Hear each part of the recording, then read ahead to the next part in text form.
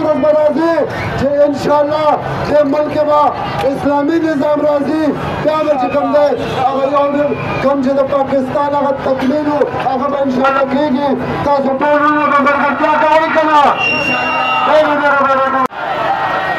زما ورونو 78 سال مخکې چې کومه ازادي موږ حاصله کړې ده الحمدلله تر اوسه پورې ازاد یو زموږ کومې اندروني مسایل دي کومې وړې وړې خبرې دي هغه به اندروني انشاءالله خپلو کې کېنو حل کوو به د هغې نه مطلب نه دی چې موږ د پاکستان د ازادي نه مناوو موږ انشاءالله ازاد ملک یو ازاد وطن یو نو موږ یې د هغو سره یا نور چا سره داسې که کومه خبره اتره ده هغه کورنۍ خبرې دي هغه به کوو انشاءالله خو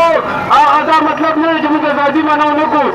پاکستان زنده باد پاکستان پاینده دا 14 اګست ډېر ملکونه دي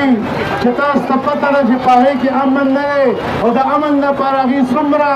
جاړې او تکلیفونه او سختې تېروي نن دا زموږ د خوشحالۍ ورځ ده موږ انډیا ته مودي ته وایو چې ستا په ملک کې د مسلمانانو لپاره